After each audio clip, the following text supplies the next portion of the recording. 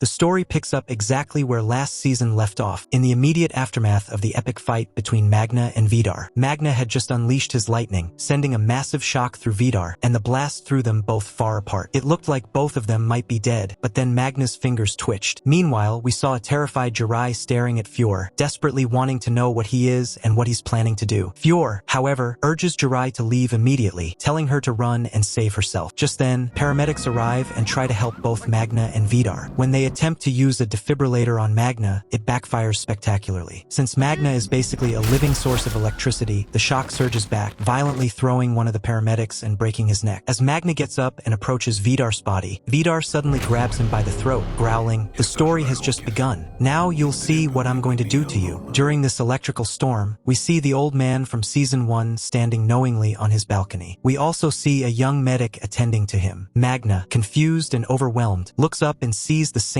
eagle that has been following him. This eagle, it turns out, is none other than Wonche, the old woman from Season 1. As Magna keeps asking what's happening to him and what he's supposed to do, Wonche flies towards him. Suddenly, the world shifts, and Magna is transported to another dimension, a vast, open space with water. Wonche appears before him in strange clothes, then transforms into Isolde. Overjoyed, Magna tells her how much he misses her. Isolde's message is urgent. The giants are planning to destroy the world, and as a god, it's his destiny to fight them and set things right. She reveals that she isn't the only one they've killed, and that many more will die if he doesn't stop them. She makes him promise to destroy Vidar and the entire Judal family. Magna confesses he can't do it alone, but Isolde reassures him that he can and that the other gods will soon join him. Wonche then returns to her true form, telling Magna the other gods will find him soon, before blowing a magical powder at him that sends him back to reality. The scene shifts to the Judal family home, where Ran and Saxa are waiting. Vidar arrives and tells them about his intense fight with Magna. He admits he wanted to kill Magna but failed. They are all worried because Magna managed to summon lightning without his legendary hammer, which is unheard of. They realize they need a serious plan to kill him before he discovers the true extent of his powers. Later that same night, Magna finds his group of friends and frantically asks if any of them were approached by an old woman who touched them or told them anything special, questioning if any of them are also gods. They all just laugh at him, thinking he's back to his old strange behavior. His brother, Loritz,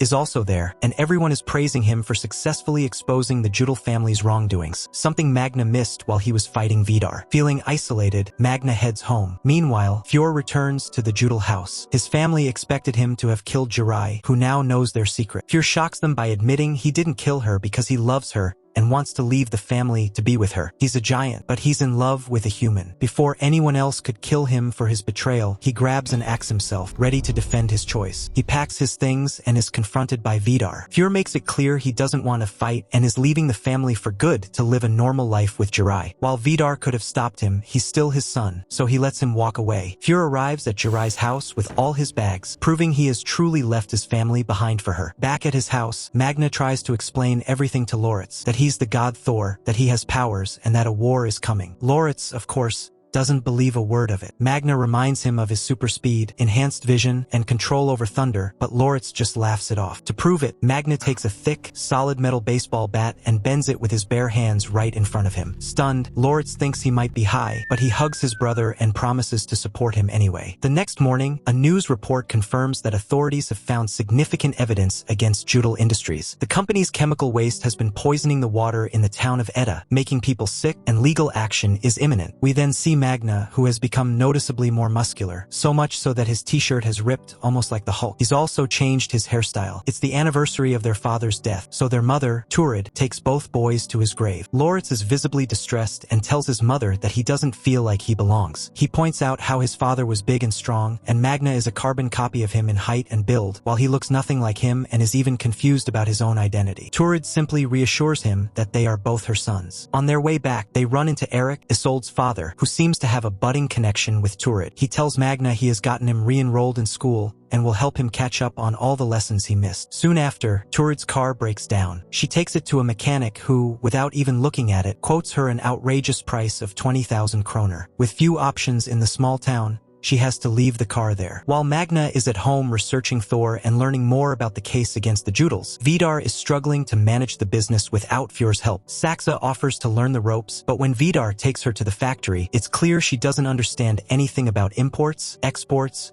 or the chemical business. Later, When officials arrive to inspect their records, Vidar tries to stonewall them. Saxa, trying to be helpful, undermines him by inviting the officers in and offering full cooperation, creating a rift between her and her father. Magna begins designing a hammer based on his research. Meanwhile, Turid is at the grocery store, short on cash after the car repair. Wanche, the cashier, lets her take the groceries for free but gives her a message for Magna. Go to the bridge tonight and remember the prophecy. You will meet a new god. Turid passes the message on. Magna instantly understands, looks up the prophecy, and heads to the bridge. After waiting for a long time, his classmate Amon shows up, accompanied by the old man from the first episode. At first, Magna is unsure, but when he recites the prophecy, Amon confirms that she was also sent to meet him and was told to meet her leader. Magna takes Amon home and explains everything, the coming war between gods and giants, and that she is one of the gods. She doesn't yet know what her powers are. While this is happening, Loritz goes to a cafe. Short on cash, he pays for his food with recyclable cans. The cute guy working there smiles at him, and a connection sparks between them, confirming Loritz's attraction to men. Later, Iman asks Magna about his powers. As he demonstrates his strength by doing push-ups with her sitting in a chair on his back, Turid and Loritz downstairs hear the noise and assume they're hooking up. That night, they have a party at Magna's house. Fior and Jirai arrive as a couple, which is hard for Magna to see since he has feelings for Jirai. Jirai pulls him aside and gently explains that she truly loves Fior, who gave up his entire family for her. She appreciates Magna but says they can only be friends. Magna understands and accepts it. At the party, Iman discovers her power. She can manipulate people's minds. To prove it, she mentally commands a boy to bring her a drink while crawling on his knees, and he does it without question in front of everyone. Feeling increasingly alienated, Loritz once again confronts his mother, Turid, demanding to know why he is so different. This is when Turid drops a bombshell revelation. Loritz is her son, but not her late husband's. His real father is Vidar Judel. Years ago, she and Vidar had a one-night stand at a party, and she became pregnant. Not wanting an abortion or to burden Vidar with responsibility, she married Magna's father to give her son a family. This means Loritz is a half-human, half-giant hybrid. Loritz is left utterly speechless. Now needing a real hammer, Magna and Iman go to the shady mechanic. He initially refuses to help, but Iman uses her new power of persuasion to manipulate his mind. He immediately agrees and promises to forge the divine hammer for them by the next day. Following her confession to Loritz, Turid goes to see Vidar. She tells him that they have a son together from their encounter 20 years ago. She makes it clear she wants nothing from him but felt he had a right to know, especially since Loritz was starting to feel like an outcast. Vidar is secretly overjoyed at this news. A half-human, half-giant son who is nearly a grown man could be incredibly powerful. A creepy smile spreads across his face as he says, "I wish you had told me this sooner." In the final scene of the episode, Vidar shows up at Turid's house to meet Loritz. He embraces his newfound son, all while looking over Loritz's shoulder to give Magna a triumphant, evil smirk. He had just gained a powerful new piece on the chessboard. The next day, Magna confronts Loritz about Vidar's visit. Loritz shoots back that Vidar is his father and what he does with him is none of Magna's business. Magna gets so angry that the lights in the house begin to flicker. His rage is now powerful enough to affect electricity. Over at the Judel house, Saxa is busy taking over the family business while Ran is practicing her archery, preparing for war. Vidar arrives and announces that Loritz is his son. Ran is absolutely furious. She is filled with jealousy and feels betrayed to learn that Vidar has been with Turid. Vidar manages to calm her down, but the tension is thick. Magna and Iman go to pick up the hammer from the mechanic. The hammer is ready, complete with some small engravings. Iman, who is having a great time with her new powers, is using them to get free stuff. Magna scolds her, saying that these aren't for jokes. They are the powers of gods, and they need to use them for the war. Iman brushes him off, asking why he is being so rude, but Magna insists she take it seriously. He grabs the hammer and leaves to test it out. Meanwhile, Loritz has gone to see Vidar. Vidar is thrilled to see his son and immediately starts buttering him up, even offering him an expensive motorcycle for a father-son ride. Magna and Iman find a remote spot to test the hammer. He hurls it with all his might, expecting it to fly back to him like in the myths, but it just lands with a thud. It is just a normal, heavy hammer. Iman sighs, saying that she guesses they have to go find it now. Elsewhere,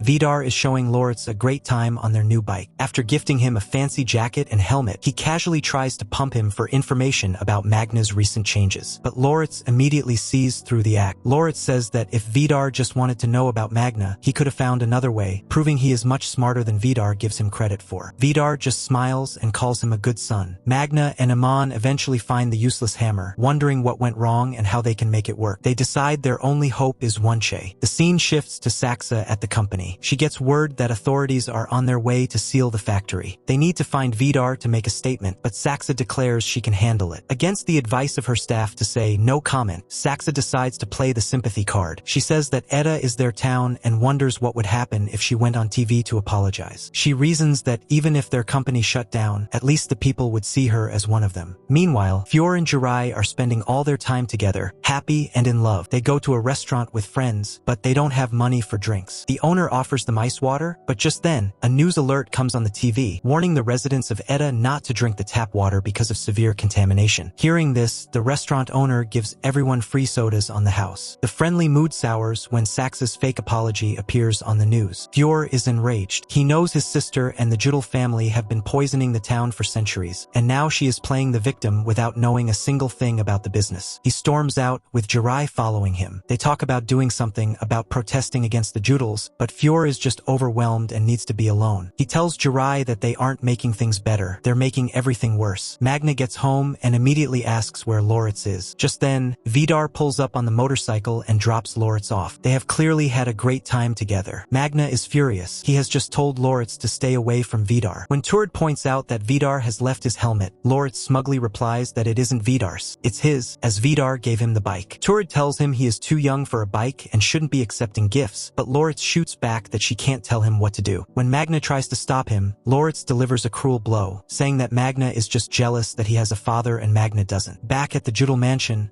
Ran is looking at old pictures of herself and Vidar from a long time ago, when they looked much older. Tears stream down her face. Despite being a giant, she is feeling human emotions, changing in ways she can't control. When Vidar comes in, she tells him how Saxa has saved the company with her TV appearance. Vidar is impressed, but when they ask where he's been, he brags about spending time with his important new son. He reveals that Loritz is just a pawn, a tool to get to Magna, but Rand doesn't care. She doesn't want that illegitimate child in their house. Tired of their fighting, Saxa leaves. She ends up at the same restaurant where Magna is eating. Magna tenses up, expecting a fight, and even grabs a knife, but Saxa just sits down with him and asks if he eats his burgers with a knife. They both start laughing. For once, Saxa doesn't want to fight. She admits that her family is crazy, and Magna replies that his is too. She even takes a bite of his burger. Seems like, for a moment, they aren't enemies at all. At Jirai's house, her father, a former Judel employee whose health has been ruined by the factory, receives a call from a journalist. The journalist wants to interview him to expose the company, but he refuses. Fior also advises against it. Just then,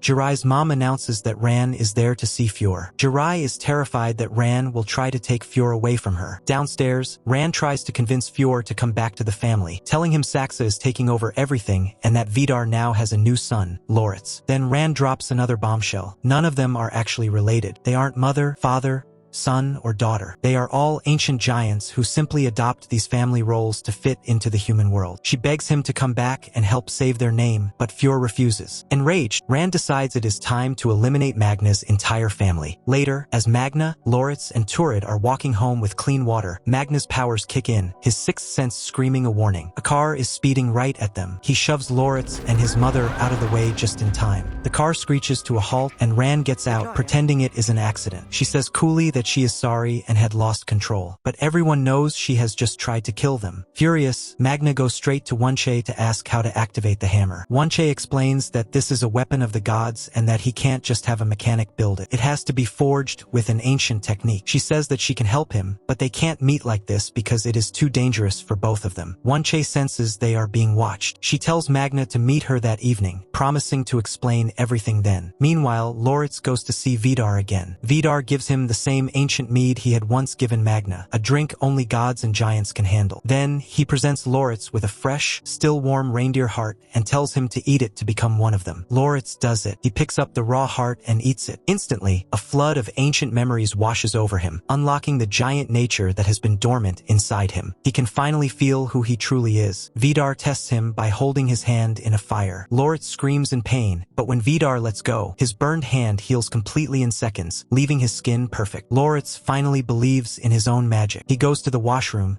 and when he looks in the mirror, he sees his true self reflected back, the trickster Loki. He is instantly captivated by his own image, seducing his reflection and even kissing it. He is in love with himself. While Loritz is gone, Ran arrives, and she and Vidar argue about him again. During their fight, Loritz overhears their plan. They are going to kill Wunche that night before she can help Magna forge the hammer. Ran leaves to carry out the assassination. Just then, Magna shows up to take Loritz home. Vidar stands in his way, declaring that Loritz is not his brother anymore. He is his son and will leave when he wants to. Magna pleads with Loritz to come with him, but he refuses. As a dejected Magna turns to leave, Loritz follows him down. Loritz says that he may be Vidar's son, but he is still Magna's brother. He adds that he has to tell him something. They are going to kill him and the supermarket lady, and that Ran has already left to kill her. Magna takes off at lightning speed to save Wunche. Wunche is just closing her supermarket when Ran confronts her on the steps. Ran says that she knows who Wunche is now, but she won't escape. To save herself, Wunche transforms into an eagle and tries to fly away, but Ran is a master archer. She fires an arrow that strikes Wunche mid-flight. The wounded eagle manages to fly to a house where other allies, likely other gods in disguise, are waiting. She transforms back into her human form with an arrow straight through her chest. She stumbles over to the old man from the beginning of the series, gives him a locket from around her neck, and whispers that he has to help Magna and that he has to forge his hammer. By the time Magna gets there,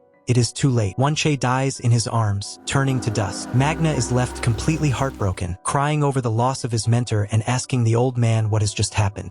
Blinded by rage, Magna storms off to find and kill Ran. He finds her in a public square, and she seems to be expecting him, but the area is crowded. Magna starts shouting at her, saying that she shouldn't have done that. Ran, however, plays it cool, telling the onlookers that it's alright, she knows him, and he just has his moments. Before Magna can do anything else, Iman arrives, shoves him, and pulls him away, telling him they need to leave before they cause a scene. Later, Magna has a dream where he meets Isolde again. She encourages him, telling him he needs his friends and must not give up. She says that he has to find the weapon, imbue it with power, and win this war. Magna promises her he will, begging her not to leave. Then he wakes up, it was all a vision. The next morning, Magna's anger is still simmering, and just like last time, his emotions cause the power in the house to go out. His mom, Turid, is fed up. She scolds him, saying that she knows he gets angry, but she's not going to be the only one fixing the fuses every time he has a fit. She also found out that Magna went and yelled at his principal Ran last night. As she leaves for work, she notices Loritz devouring an enormous amount of food. She asks if he has any idea how much he's eating, but Loritz couldn't care less. He's a newly awakened giant with a giant appetite. As soon as their mom leaves, he decides to show Magna the truth. He casually picks up a screwdriver and shoves it straight through his hand. Magna is horrified, but when Loritz pulls the screwdriver out, the wound heals instantly, leaving no mark. It's undeniable, Loritz is one of them. Magna says that he is a traitor for hanging out with them. Loritz quickly reassures him, saying no, brother, he is on his side. He explains that he has to pretend to be with them and will always be his brother. Magna asks for his help. To activate the hammer, they need to use the eternal flame, and he believes it's the fire burning in Vidar's house. Loritz agrees to help him get inside. The scene shifts to the hospital, where Fior has brought Jirai's father, whose condition has worsened. Jirai is incredibly grateful, telling Fior thank you so much, and that if he hadn't been there, she doesn't know what would have happened. Fior reassures her it's okay. Just then, her father comes out of the room, looking surprisingly cheerful. He tells them not to worry so much, he's fine. He then asks how about they all go out for a nice dinner. Fior and Jirai exchange a confused look. It's a very strange suggestion coming from a man who was just in a hospital bed. Meanwhile, Wotan,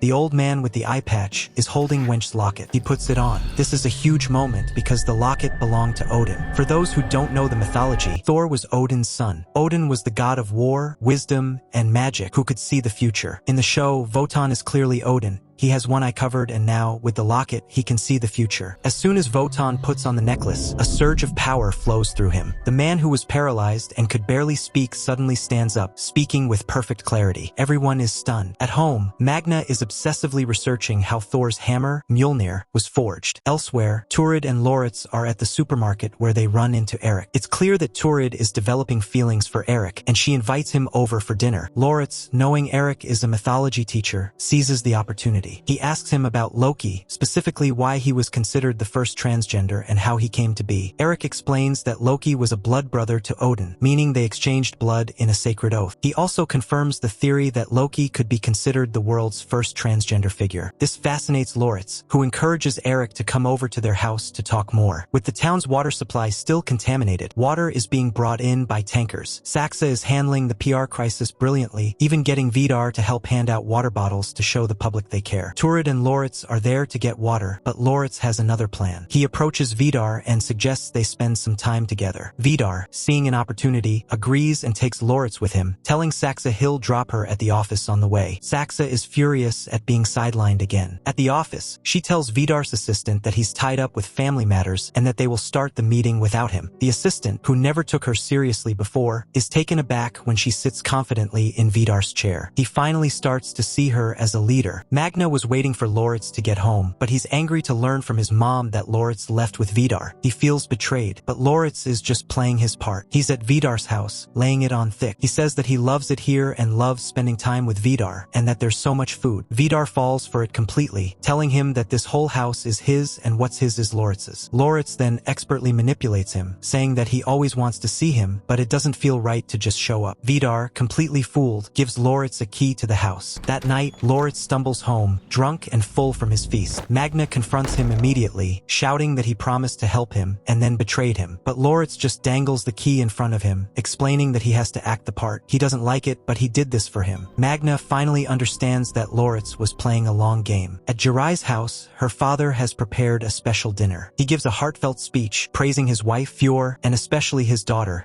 Jirai. He says he doesn't want to be remembered as a sick man who always smelled of medicine. He wants his wife to know he loves her and can still cook for her. It's a beautiful family moment, but it's tinged with a deep sadness that's about to be revealed. Later that night, with the key in hand, Magna and Loritz sneak into the empty Judal house. Magna takes out the hammer and places it in the grand fireplace, believing it to be the eternal flame needed to activate it. He tries for a long time and the hammer gets red hot, but there's no spark, no thunder. It's not working. Frustrated, Magna gives up, saying that this is useless and can't be the eternal flame. Suddenly, they hear someone coming. Magna hides, but he accidentally leaves his bag behind. Vidar walks in and finds Loritz standing there. He asks what he is doing there. Loritz lies, claiming he just wanted to see him. As Vidar walks past, he bumps into the bag. It's hot. He immediately knows something is wrong. Just then, Magna emerges from his hiding spot, admitting the hammer is his. Vidar's trust in Loritz is completely shattered. He mocks them, asking if they really thought the eternal flame would be in his fireplace and if they thought they could forge a god's hammer there. He tells them they're both fools and orders them to get out. He glares at them with his true giant eyes and they flee. They arrive home just as dinner with Eric and Turid is starting. Loritz immediately starts grilling Eric about Norse mythology. Turid dismisses it as fantasy, but Eric disagrees. He says that these stories were once real, but everyone tells them differently. Loritz asks again about Loki, and Eric explains that because Loki, a giant, accepted Odin's blood in their oath, he became half god, half giant, a unique being with incredible intelligence and cunning. Then it's Magna's turn. He asks if Eric knows how Mjolnir was forged and where the eternal flame is. He reasons that if Ragnarok happened in Edda, then the flame must be there too. Before Eric can answer, Turid shuts the conversation down. At the Judal mansion, Ran finds out about the failed hammer forging and Loritz's betrayal. She sneers at Vidar that she told him he was a traitor and that he's not one of them, so they should kill him. Vidar, despite his rage, hesitates. A part of him still feels a connection to his son. But Ran presses him. She says that she'll do it. Vidar finally declares no. He says that Loritz betrayed him, and he will be the one to kill him because they are giants and there can be no emotion between them. The next day at the hospital, Wotan calmly gives the nurse a blood sample. Iman arrives and, after a cryptic conversation with him, realizes he is indeed one of the gods. She immediately messages Magna to come to the hospital. Magna was in the middle of planning a protest against Judal Industries. He hands off the work and leaves. At the same time, Jirai and Fior arrive. Jirai feels she needs to join the protest. Fior, showing how much he has changed, supports her completely. She tells him that he doesn't have to come, but he replies that he'll be there. At the hospital, Magna and Iman meet with Wotan. Loritz shows up a moment later. Magna introduces him, saying that this is his brother, he knows everything and will help them fight the giants. But Wotan looks at Loritz with his all-seeing eye and declares, no. He states that Loritz is a giant and can never be a god. He will betray them,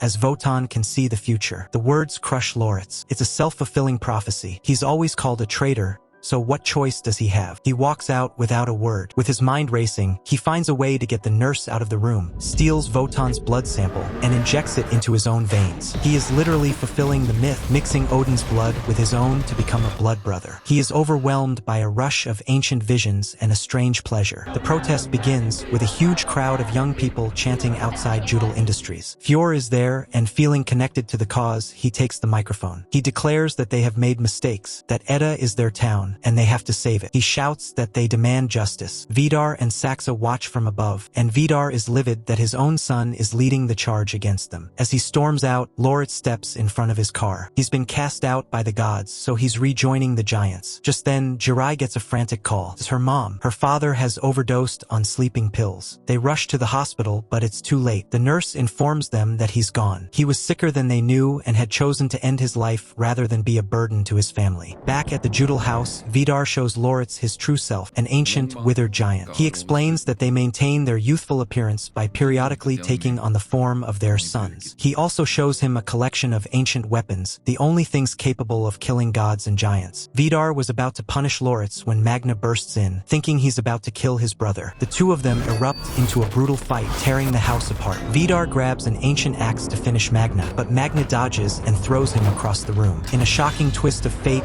Vidar lands right on the blade of his own axe. The ancient weapon, fatal to giants, kills him instantly. Vidar's death was not what anyone expected. Magna is horrified. He never meant to kill him. As Loritz watches in shock, the father he just found turns to dust and crumbles to the floor, just like Wonche. Magna is left drowning in guilt. As you'll remember, he accidentally killed Vidar at the end of what happened before. It wasn't intentional, but he feels the full weight of what he's done. On the other side of town, Fior and Jirai are both grieving, having each lost their fathers. Vidar's death has left his wife, Ran, heartbroken and furious. She blames Loritz, believing that Vidar's sudden closeness with him somehow led to his demise. Saxa, however, is completely unfazed. She coldly reminds her mother that they are giants, not humans, and shouldn't be showing such weak emotions. For her, Vidar's death is an opportunity. With Fior gone, she is next in line to inherit Judal Industries, and she's ready to take control. Feeling the need to confess, Magna goes to Fior and tells him the truth. He was the one who killed his father. He's so consumed by guilt that he even offers Fior a chance to take revenge on him right then and there. But Fior just dismisses it, saying, "Let it go. I'm over it. It doesn't matter to me." But of course, it does matter. Still wrestling with his guilt, Magna goes to see Wotan. He feels that by taking a life, even Vidar's, he has become unworthy of Thor's power. He wants out and tries to return the hammer to Wotan, stepping back from his duty to fight the giants. Meanwhile, Iman is at the gym for boxing practice. The mechanic who made the hammer is there, and she playfully challenges him to a match. She's incredibly impressed by his skill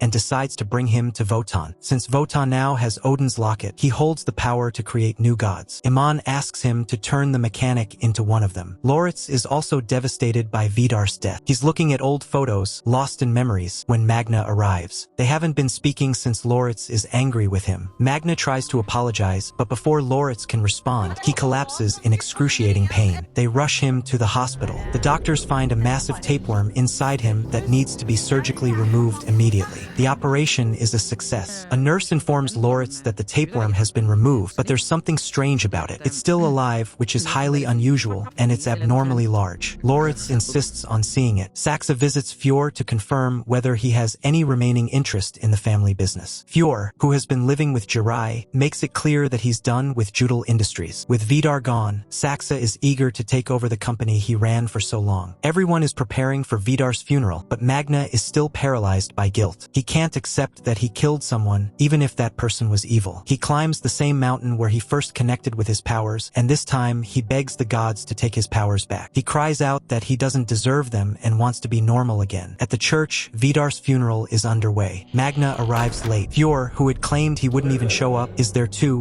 hiding in the back. As the priest speaks, something shifts in Fior. He realizes that with Vidar gone, the leadership of the giants and control of Judal Industries now falls to him. At the same time, Meantime, Magna is deep in prayer, continuously pleading for his powers to be taken away. Finally, Fior steps out of the shadows and walks to the front of the church. Ran is thrilled to see him. As a traditionalist, she believes a man should lead the family. At that exact moment, Magna's prayer is answered. A massive bolt of lightning strikes the church, shattering all the windows. In that flash, Magna's powers are gone. After the funeral, Jirai and her mother are packing up to leave Edda for good. With her father gone, there's nothing left for them there. Magna comes to say one last goodbye. She's waiting for Fior, who had promised to leave with her. But after what happened at the church, his plans have changed. He tells her he can't go. Jirai breaks down, begging him to stay with her. When she won't listen, Fior's eyes flash with his giant nature, terrifying her. She runs to her mother, and they leave the town forever. Next, Fior goes to a high mountain peak, a place Vidar often visited. There, hidden among a formation of stones, is an ancient weapon. Fior retrieves it, just as his father did before a hunt. He strips off his clothes and lets out a primal,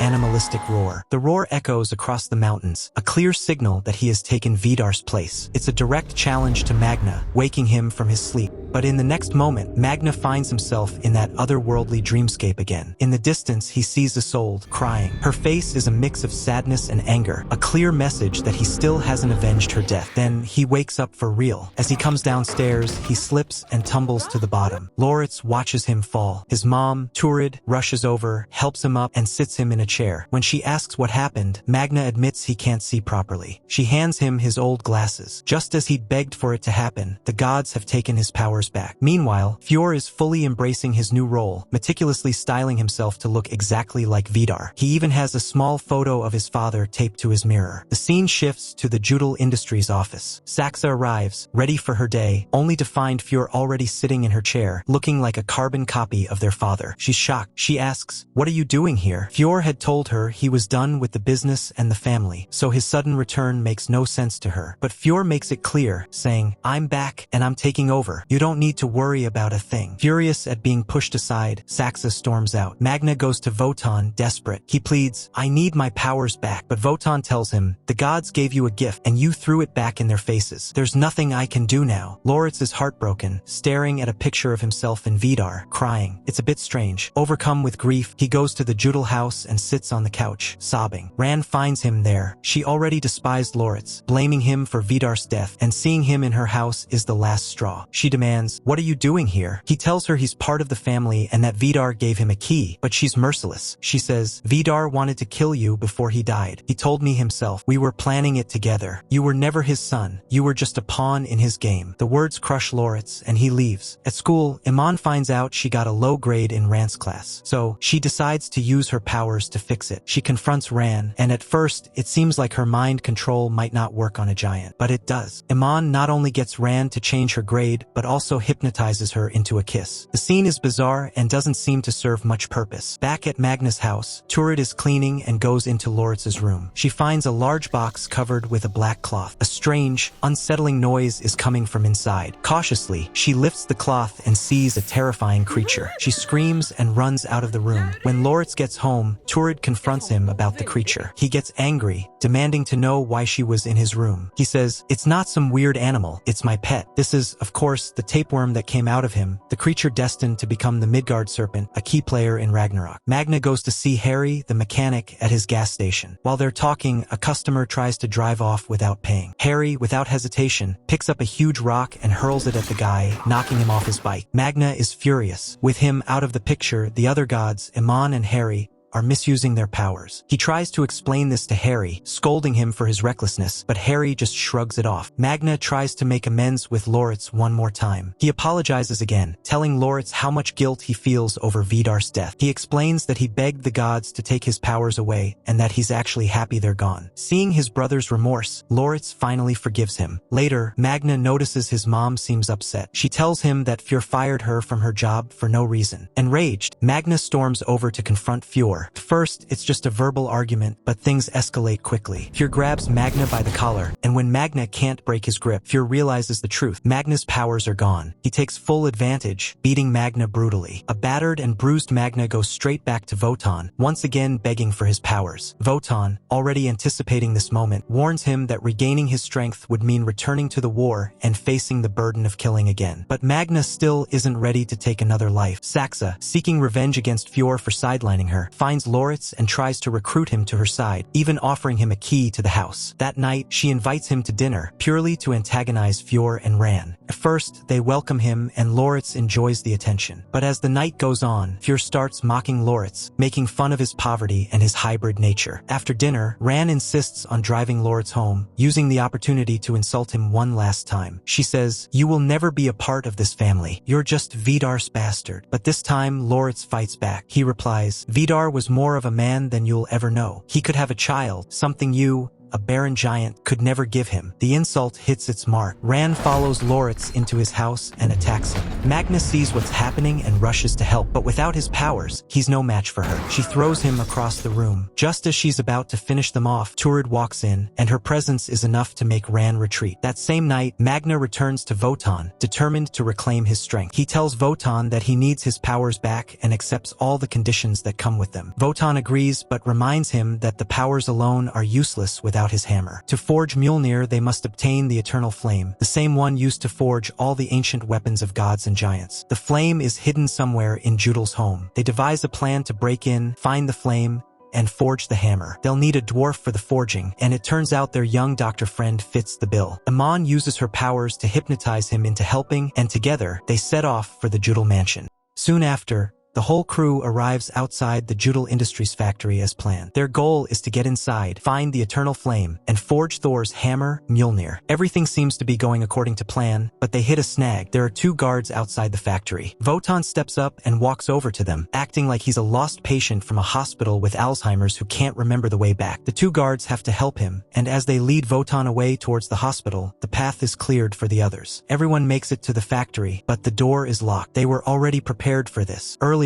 Magna had gone to Loritz and gotten the spare key to the factory from him. Magna lied, telling Loritz that he was going to break in to protest and put up posters to impress a girl from his class named Signy. Loritz immediately bought it and happily handed over the key. Magna uses that key to open the factory door, and they all head inside. Now, the hardest part begins, because finding the eternal flame wasn't going to be easy. It's not like they just open the door and find it sitting there. Harry uses his brain and logically figures out which direction the flame should be in. Amon is really impressed by his reasoning, and since his logic seems sound, they follow his instructions. He leads them to a secret door with a staircase going down. They decide that Magna and their dwarf friend, the young doctor, will go down, while Amon and Harry will stay upstairs to keep watch and make sure no one comes in. Magna and the dwarf head inside and, surprisingly, they find a small flame burning in a dark corner. Magna is ecstatic because he's finally found the eternal flame. As soon as they find it, they immediately start working on forging the hammer. The dwarf isn't a real blacksmith, but he does his best to follow Magna's instructions. Everything was going smoothly, but then Fior shows up. He's shocked to see Amon there, but before he can even ask what's going on, Amon attacks him. He instantly realizes they're there with bad intentions. A nasty fight breaks out between them. Meanwhile, the dwarf is struggling with the forging, but their hard work finally pays off, and Thor's hammer is ready. To protect Amon, Harry suddenly jumps in front of her and tells her to get out of there. The fight between Harry and Fior gets brutal. Fior beats him badly and ends up smashing his hand in a doorway, breaking it completely. Amon can only watch, unable to do anything. When the dwarf and Magna come back out, they see the fight and the police arriving outside and start to panic. In a final act of sacrifice, the dwarf walks out and surrenders to the police, creating a diversion so that Magna can escape with the hammer. After the mission is complete, Magna gets home, where Turid and Loritz are waiting for him. They give him a birthday surprise. Magna is officially 18 years old today. When Turid asks where he was so late, he repeats the same lie he told Loritz, that he was at Judal Industries putting up posters to protest. Turid doesn't like it, but since it's his birthday, she lets it go. The next morning, Magna takes his new hammer outside to test it. He throws it with all his might, but it doesn't do anything magical. It just flies through the air like a normal hammer and lands on the ground, failing to return to him. Magna is completely baffled, wondering what went wrong. Later, Magna and Loritz go to a pizza shop where Signy, the girl from his class, happens to be sitting. Magna goes over and starts talking to her, and she wishes him a happy birthday. Just then, a news report comes on TV about the protest posters Magna put up. When Signy realizes Magna was behind it, she's incredibly impressed. She leans in and gives him a kiss on the cheek, and it's clear they're both very attracted to each other. Because of the incident at the factory, Iman and the dwarf have been caught by the police, and as a result, they both lose their jobs as a nurse and doctor at the hospital. Wotan supports them, telling all the patients that they were fired for protesting against a rich and fraudulent company like Judal Industries. He says that while they can't do much, they can at least give them a respectful send-off, and everyone applauds them. Back at home, Turid talks to Magna about Loritz's pet. Ever since she saw it in his room, she's been terrified and refuses to go in there. She asks Magna for help getting some clothes out of the room. Hearing about a pet, Magna is shocked. What kind of pet does Loritz have that he's kept secret from everyone? He goes into Loritz's dark room and finds the pet in a box covered with a black cloth, just as before. Magna lifts the cloth and peeks inside. Suddenly, the pet lunges forward, and Magna sees it for the first time. He still doesn't know what it is, but it is, of course, the Midgard serpent. He has no idea that this is Thor's greatest enemy and that they are destined to face each other in Ragnarok. For now, the pet is quite small, but it will slowly grow, and will likely see their epic battle in the final season. Elsewhere, the incident at the factory has brought Amon and Harry much closer, and they've started to like each other. They're sitting in the same pizza shop they always go to. Loritz also shows up, looking for the shopkeeper he has a secret crush on. When he can't find him, he walks into the back of the shop, only to see the shopkeeper kissing the male police officer. Loritz is heartbroken. Due to the recent scandals and protests against Judal Industries, their representative has to face the media. Saxa had advised Fior to play the emotional card and apologize, but Fior does the complete opposite. At the press conference, he announces that if people don't like his company's strategies, he will shut down the entire company, the 5th largest in Norway, and move his business to Asia, where the people and government are more sensible. This decision causes an uproar. Most of the town's residents work for Judal, and the company shutting down means they'll all lose their jobs. People panic and now want the factory to stay open. Fior's masterstroke works perfectly. The Norwegian government finally decides that Judal Industries will not be shut down. When Magna hears this news on TV, he becomes enraged. He lets out a huge scream, and as he does, the lights in the room begin to flicker. This was a signal that Magna's powers might be returning. Loritz and Turid try to calm him down, and they both notice the flickering lights and a continuous noise coming from Magna's room. Magna goes upstairs to check. The weather has turned bad, and the window shutters are banging loudly. Then he notices that the hammer,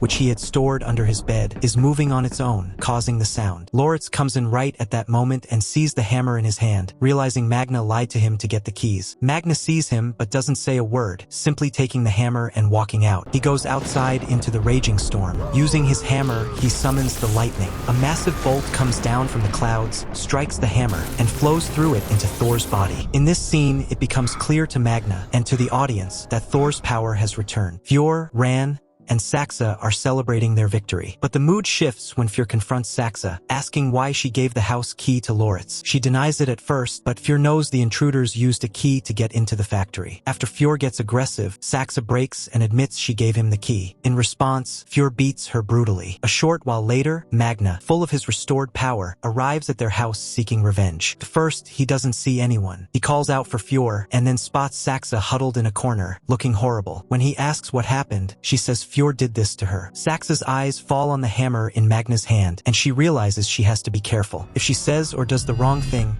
Magna won't spare her. Magna asks her why Fior beat her so badly. Here, she plays a double game. She claims, "I was actually helping you guys, and Fior found out. That's why he did this to me." In reality, Saxa had no such intention. She wasn't on her family's side or Magna's side. She was only looking out for herself. Meanwhile, Ran and Fior go to Loritz's house to kill him. Loritz sees them coming and understands their intention. He hides in a corner and tries to sneak out, but Fior suddenly appears and grabs him. Back at the mansion, Magna and Saxa are talking, but Saxa's gaze is fixed on the hammer. She sees an opportunity and lunges for it, but Magna is too quick and grabs it first. A struggle breaks out between them to get the hammer. Magna gets a hold of it and raises it to strike Saxa. She closes her eyes, but the thought suddenly leaves his mind. They come very close and they end up becoming intimate. After it's over, Magna realizes what he's done was wrong. Something Saxa says makes him suddenly realize that Ran and Fior have gone to his house to kill Loritz. Over at his house, Ran and Fior have beaten Loritz terribly. When Loritz feels like he's about to die, he plays his final card. He tells them he has something that can help them kill Magna, his pet. He tells them about the Midgard serpent. Magna runs home as fast as he can and finds Loritz lying unconscious on the floor. He looks outside and sees Ran and Fior in their car, about to leave. Magna assumes they've killed Loritz and are fleeing. He flies into a complete rage, pulls out his hammer, and with all his might hurls it at their car. The hammer flies at full speed and collides with the car. Ran and Fior manage to jump out at the last second, but their car is completely engulfed in flames. After destroying the car, the hammer magically returns to Magna's hand. Just then, Magna's eyes fall on Loritz, who has regained consciousness. Magna realizes Loritz is still alive. He rushes to him and holds him in his arms, and Loritz watches the car burn. The next morning, Loritz takes his pet serpent to a lake. Giving it one last farewell, he releases it into the water so it can grow strong. When the time for Ragnarok comes, it will be ready to show its true power. As he does this,